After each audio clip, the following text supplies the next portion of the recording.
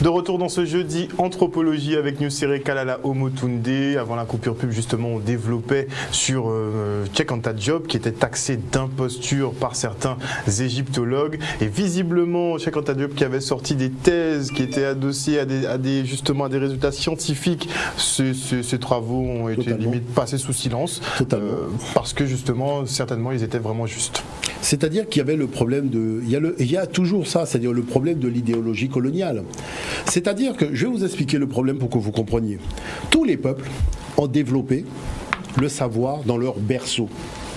Tout le monde. C'est-à-dire, vous cherchez ce que les Chinois ont fait, il faut aller en Chine. Si vous voulez savoir ce que les Indiens ont fait, il faut aller en Inde. Maintenant, les Occidentaux, pour savoir ce qu'ils ont fait, techniquement, il faut aller au lac Baïkal. Le lac Baïkal, c'est la Mongolie. Le problème, c'est qu'il n'y a rien. Il n'y a plus rien. Il n'y a rien. C'est le point de départ. C'est-à-dire, c'est le lieu où le groupe qui est parti en Amérique est devenu l'Amérindien. Et le groupe qui a fait demi-tour devant la glaciation, eh ben, ça a donné les Indo-Européens d'aujourd'hui. Mais le problème de fond, c'est que c'est le seul peuple qui n'a pas de berceau. Vous voyez ce que ça veut dire par là? C'est un peuple qui n'a pas de berceau en tant que berceau de savoir, de connaissances et d'élaboration de références scientifiques. Quand ils arrivent en Grèce, il y a un phénomène qui est très important que j'ai voulu souligner tout à l'heure. C'est qu'il y avait des Noirs qui vivaient là. Ce sont ces Noirs-là qui ont fait les menhirs, qui ont fait les dolmens, qui ont fait tout ça. Mais ce sont ces Noirs-là aussi qui ont fait le latin, parce que le latin est une langue bantoue. Et il faut savoir que beaucoup de linguistes européens, qui lorsqu'ils sont dans leur langue maternelle, comprennent les langages, notamment des Dogons et notamment le Kikongo et compagnie, dans leur langue maternelle. Je pense à ce professeur linguiste basque qui a avoué qu'en écoutant parler dans un documentaire les Dogons, s'est dit mais je comprends parfaitement ce qu'ils disent. Et on s'est rendu compte, vous voyez, et aujourd'hui qu'il y a des tests ADN, parce que ce qui change avec, je dirais, il y a 20 ans, c'est qu'aujourd'hui il y a eu des tests ADN. Et dans les tests ADN, on voit bien que, et les chercheurs le disent très bien, que la première occupation, l'occupation de cette période-là, du néolithique, moins 8000 et compagnie, elle est totalement africaine. Vous avez vu que quand on a reconstitué le premier anglais, c'est un noir. Vous voyez l'affaire? Ils n'ont pas osé faire les cheveux crépus. Mais ils l'ont admis quand même. Ils l'ont quand même admis. Mais est-ce que vous avez vu les débats? Mais le problème, c'est que c'est valable pour toute l'Europe. Vous allez, même en Russie, vous cherchez le premier russe, c'est un noir. Hein, parce que les reconstitutions ont été faites. Vous voyez? Donc c'est là il y a un problème à ce niveau-là, qui est une espèce de volonté de puissance. Vous savez que Nietzsche parlait de la volonté de puissance de celui qui est faible. Ah ben c'est exactement le problème de l'Européen. Dans ce domaine-là, au lieu de prendre le discours de l'histoire des sciences globales et de montrer, comme on le dit à l'UNESCO, comment tous les peuples ont collaboré à l'éclosion de cette modernité que nous avons aujourd'hui, il veut absolument ramener ça uniquement à une œuvre qui serait celle des populations nordiques. Donc ça l'oblige à mentir et à falsifier. Maintenant, je vais vous dire une chose. Le maire d'Angers m'a invité dans un débat historiographique avec des historiens. Et j'arrive, je leur dis, vous savez le problème de fond dans lequel on est aujourd'hui, c'est que sur le problème de votre sincérité, vous avez des matériaux que vous utilisez, mais qui ne sont pas les vrais matériaux. Je vous prends un exemple. Prenons le testament de Jean-François Champollion. Là, c'est le scoop des scoops. Vous prenez le testament de Jean-François Champollion. Jean-François Champollion a bien vu que les Égyptiens étaient des Noirs. Il s'est bien rendu compte que tous les pharaons venaient du sud, du Soudan. Et il a écrit. Et il y a un moment, il dit... J'étais sous la tente et j'ai vu rentrer Ramsès II. D'accord? Comment ça se fait que ces passages où il atteste de l'origine africaine, formellement, parce qu'il dit avoir vu les pharaons encore vivants dans leurs descendants au Soudan, ont été enlevés de la version française? Mais quand vous allez prendre la version qu'il y a dans la bibliothèque du Congrès aux États-Unis, vous retrouvez toutes les pages que les Français ont enlevé chaque fois que Jean-François Champollion attestait de l'origine africaine des Égyptiens anciens. Bon. Mais la chose, c'est que quand vous voyez les faciès de l'époque tinnite, Franchement, vous voyez des facettes bantoues. Et je vais vous dire une chose. Un jour, j'étais à l'université de Toulouse quand un historien juif m'a dit « Monsieur Omotunde, comment peut-on affirmer que les Égyptiens anciens étaient des Africains et qu'ils étaient noirs ?» Je lui ai dit « Je vous écoute ». Et ce monsieur a dit « Ils avaient des pommettes hautes ». Vous savez, quand vous faites du dessin, il faut dessiner le visage des gens. Donc les traits, c'est pour ça que Dominique Vivant-Denon, quand il dessine les statues de pharaons, tout ça, il dit ça, ce sont des Africains, ce sont des nègres. Parce que les faciès sont marqués. Quand vous êtes dans la finesse du trait, vous savez ce qu'il faut faire pour faire un sémite, ce qu'il faut faire pour faire un Européen, ce qu'il faut faire pour faire un Africain. Et au niveau de cette finesse de trait, on voit bien que là, on a affaire à un Africain. Mais je voudrais vous montrer un document, le document numéro 3, où il y a eu un documentaire qui est très ancien, qui parlait justement de la couleur de peau de Toutankhamon. C'est important de prendre le temps de voir ce que disait ce monsieur à l'époque déjà. On part pour le Et il fait parler Cheikh Anta Diop d'ailleurs dans son documentaire.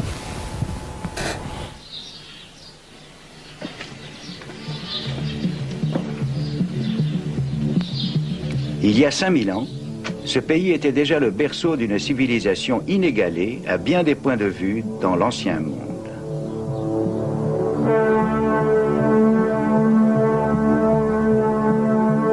Ici commence l'histoire, avec l'Égypte des pharaons dans cette région d'Afrique qui était un don du fleuve Nil.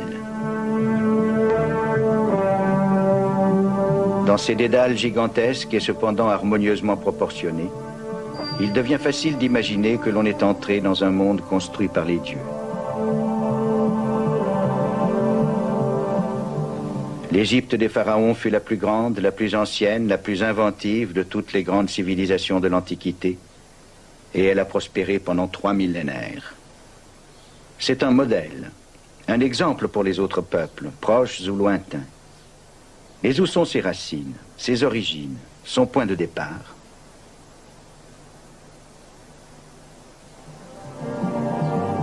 Ici se sont succédés, dynastie après dynastie, les rois ayant porté à la fois la couronne de la Haute-Égypte et celle du Delta. Ces rois, qu'avaient-ils de commun avec l'Afrique?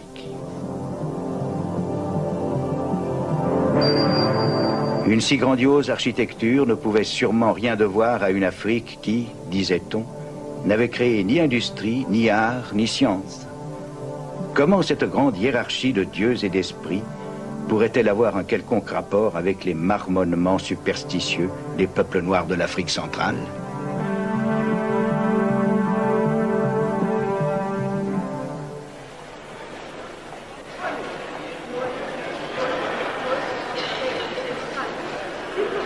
Émerveillé par les trésors du musée du Caire, on est enclin à penser à l'Égypte des pharaons comme à une civilisation en soi, ne devant rien ou presque rien aux influences extérieures de quelque origine que ce soit, comme à une civilisation entièrement originale.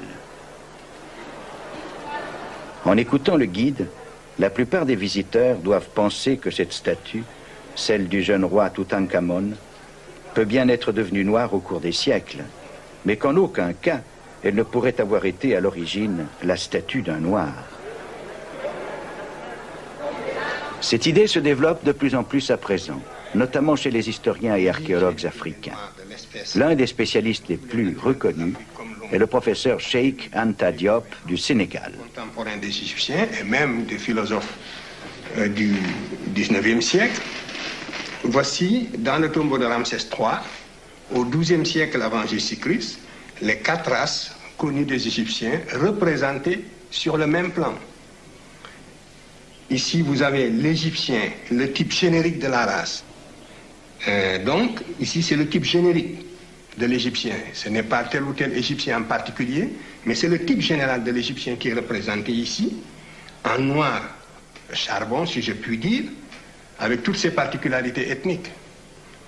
Et sur le même tableau, vous avez le type indo-européen représenté également, avec toutes ses différences par rapport au type égyptien, du point de vue de la couleur de la peau et du point de vue du vêtement. Et ici, vous avez les autres Africains qui habitaient à l'époque l'intérieur du continent représentés de la même façon que les Égyptiens.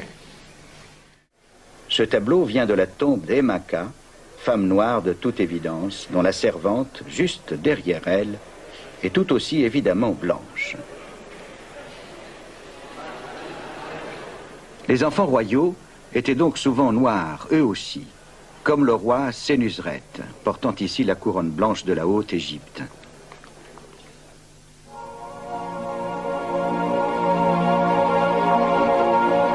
L'île éléphantine, sur le Nil, délimitait la frontière entre l'Égypte et la Nubie. C'était un lieu saint autrefois. Alors encore une fois, une démonstration Voilà, par A plus une B. démonstration. L'Égyptien vu par lui-même. Voilà, vu par lui-même. Alors je voudrais revenir vraiment sur un point précis. Vous savez que nous devons à quelqu'un que je trouve quand même extraordinaire, c'est René Louis Étilé Parfait, qui est docteur en égyptologie. Et je dirais c'est lui qui m'a vraiment permis d'asseoir non seulement l'image, mais l'ossature de l'Institut Africamat que nous avions monté à Paris. Vous savez que lorsque Diop a commencé à parler des Égyptiens anciens, par réflexe, on a commencé à accumuler de la documentation, mais on n'y lisait pas les hiéroglyphes. Lorsque René Louis s'est consacré véritablement, sérieusement, à la compréhension du mode de lecture et de déchiffrage, donc de ces médunetières que les anciens appelaient les paroles de Dieu, voilà que nous découvrons que les images que nous avions dans ces ouvrages et les commentaires qui étaient faits de ces ouvrages étaient des commentaires complètement faux. Parce que maintenant qu'on lisait les hiéroglyphes, on se rendait compte qu'en fait, celui qui faisait les livres mentait et nous racontait des escroqueries intellectuelles sur le texte qui était figuré sur le bas-relief et sur ce que disaient les Égyptiens anciens de lui-même. Et lorsque j'avais soulevé un débat avec un égyptologue et qu'il a commencé par sortir des tableaux, donc qui sont des fresques murales, on s'est rendu compte qu'ils avaient tout simplement à la palette graphique recomposé les éléments du tableau. D'accord. Mais comme nous avions acheté des documents de fouilles, on avait le classement naturel, le vrai classement, celui qui avait été dessiné par les Égyptiens anciens sur leur tombeau. Donc ça a été un choc pour nous, c'est-à-dire René, Louis et moi, de découvrir que tous ces ouvrages que nous avions depuis tant de temps, le fait d'accéder maintenant à la compréhension des Égyptiens anciens, on s'est rendu compte que les gens nous avaient menti depuis le début. C'est là que se trouve vraiment l'imposture. C'est-à-dire qu'on abuse de vous parce que vous ne savez... Rappelez-vous le documentaire, on vous dit qu'on est dans le tombeau d'Amenhotep alors qu'on est dans le tombeau du roi Ounas. Oui, oui. Si vous ne savez pas lire l'Égyptien ancien, vous tombez dans le panneau. Est-ce que vous voyez ce que je veux dire par là? C'est ça qui est incroyable. C'est-à-dire l'escroquerie, elle est à tous les niveaux. Vous avez affaire à des gens qui sont mais véritablement de mauvaise foi et qui viennent en retour vous traitez d'imposteurs alors que les imposteurs c'est eux-mêmes. Et qu'il n'y a pas le désir de dire un minimum de vérité sur cette question-là. Alors j'ai amené justement M. Pomori, qui a fait une intervention sur la problématique du traitement de l'historiographie de Cheikh Anta Diop. Ce serait bien qu'on prenne le temps de regarder même 2 minutes de son intervention, parce que c'est quand même intéressant. Je vous laisse digérer tranquillement le fait que vos ancêtres n'étaient pas gaulois, mais il y a encore plus grave. Il y a encore plus grave, le temps passe vite, oh là là, c'est que tous les pharaons qu'on vous a appris à l'école étaient également noirs, jusqu'à très très tard en fait. Toute la civilisation pharaonique, donc là on est en moins 2570, c'est le roi de la 3e dynastie, donc voilà. On voit ici de profil, donc il y a des caractéristiques morphologiques, bon j'ai pas le temps de rentrer dans les détails, et vous remarquez que son nez est complètement éclaté. Voilà, donc ça c'est son gouverneur, c'est celui qui a battu la fameuse pyramide de Saqqara, moins 2600 avant Jésus-Christ. Donc on voit également qu'il a le nez cassé et une coiffe tout à fait occidentale. Donc ça c'est 2700 également avant Jésus-Christ. Ça c'est le dernier souverain de la 3e dynastie. Donc on voit un profil également typiquement européen que vous pouvez voir évidemment. C'est assez flagrant avec une coiffe tout à fait alsacienne, donc typique justement du sud de l'Égypte. Donc voilà, vous remarquez qu'il a également le nez cassé. Hein. Voilà, ça enfin c'est un petit peu plus tard. Donc c'est Ramsès III, c'est le plus connu, qu'on vous présente souvent à l'école, mais on vous présente pas cette version-là à l'école. On vous le montre sur un hiéroglyphe. Donc également un profil tout à fait négroïde, comme on dit, et à qui on a également cassé le nez. Par contre, ce qui est marrant, c'est que j'ai mis la source de Wikipédia, parce que Wikipédia, malgré qu'ils utilisent un langage, comme vous pouvez le voir, extrêmement évolué, l'analyse génétique montre que Ramsès III et l'homme E, probablement père et fils, et qu'ils appartiennent tous deux à l'aplogroupe du chromosome YE1B1A13, et que l'on trouve principalement en Afrique subsaharienne. Voilà. Vous avez bien mélangé le tout, mais bon, il est d'Afrique noire, mais il ne faut pas le dire comme ça. Donc voilà, donc là on est quand même en 1186 avant Jésus-Christ. Donc là c'est les Égyptiens tels qu'ils se représentent, c'est également dans la tombe de Ramsès III que vous pouvez visiter en allant dans la vallée des rois. Donc 1200 avant Jésus-Christ montre que les Égyptiens, voilà, ça c'est l'Égyptien, ça veut dire Égyptien, et qui se représente comme ça ici, hop. Voilà, l'Égyptien vu par lui-même, donc voilà, ça c'est 1200 avant Jésus-Christ. Donc imaginez un petit peu. Donc voilà. Et certains scientifiques, déjà un peu plus tôt, et c'est les découvertes qu'a fait Cheikh Anta Diop, c'est-à-dire que lui, il a même découvert que bien avant les découvertes qu'on a fait par la science, des explorateurs, au moment des invasions de Napoléon, ou des Anglais ou des Allemands qui étaient allés en Égypte, avaient découvert que les pharaons étaient noirs, mais que personne ne voulait en parler. Donc lui, c'est Lepsius, c'est le fondateur de l'égyptologie en Allemagne, et il dit, voilà, tout simplement, bon, c'est une citation de son livre, que vous pouvez trouver sur Internet, là où on s'attendait à voir un Égyptien, bizarre, on trouve un nègre authentique, tout à fait original. Donc ça, bon, j'ai pas le temps, c'est une icône byzantine du XIe siècle qui montre le roi Salomon allant visiter le pharaon noir, qui est très caractéristique, et dans le camp... J'aime bien effectivement les petites boutades qu'il se permet pour montrer un petit peu l'absurdité des révélations qui ont été faites. C'est-à-dire que là, aujourd'hui, ce qu'il faut noter, c'est que nous, on a monté un institut, qui est l'Institut d'Histoire à Nijar, de manière à permettre aux gens d'avoir la documentation. Et que je pense que les jeunes, surtout, doivent comprendre qu'ils ne peuvent pas rester passifs devant de telles attaques, devant un tel comportement éhonté qui a pour vocation véritablement de nuire à la vérité et de créer des antagonismes entre les peuples humains. Et qu'il faut arriver à tourner la page de cette raciologie. Et qu'aujourd'hui, les matériaux historiographiques que nous disposons ne valident pas les thèses racistes. Il faut bien le comprendre. Et que la chose qui est extraordinaire, c'est qu'on ne remet pas en question l'intelligence occidentale. Mais on dit simplement que quand on raconte l'histoire de telle ou telle science, l'histoire de tel ou tel objet, il ne faut pas oublier de mentionner l'Afrique. Je prends par exemple, j'étais en discussion avec un monsieur en Afrique du Sud, je lui disais, est-ce que vous savez que la cornemuse est une invention de l'Afrique ? On a trouvé des cornemuses en Égypte. Est-ce que vous voyez ce que je veux dire par là ? Le pigeon voyageur, c'est une invention de l'Égypte noire pharaonique. C'est-à-dire que vous avez beaucoup le bowling, toutes ces choses-là qui existent, là, le couteau, la fourchette, des choses même comme le ça. scalpel ou la chirurgie. Ce sont des choses qui viennent de l'Égypte noire pharaonique, dont l'Afrique noire pharaonique. Il faut savoir que aucun noir n'a jamais appelé son pays Égypte. C'est un mot grec. Les gens appelaient leur pays Kemet ou Kemiou. Et Kemiou, comme disait René Louis Étilé, la seule façon de traduire ce terme, c'est le pays de ceux qui sont noirs. Vous voyez ? La terre noire, certainement traduit par la terre noire. Il n'y a pas de terre noire, parce que le Newt, qui est le déterminatif, quand vous faites Newti, ça veut dire les citadins, ça ne veut pas dire les terriens. D'accord. Mais comme c'est une science qui a été bâtie à l'époque de la raciologie idéologique des Lumières, on tente de donner à tous les termes litigieux une connotation occidentale qui arrangerait leur thèse. Mais un jour viendra où tout ça sera tout simplement mis à mal par je dirais une jeunesse aussi d'égyptologues occidentales qui va à un moment décider de régler définitivement cette question. En tout cas, nous, en ce qui nous concerne, c'est quelque chose qui a été réglé.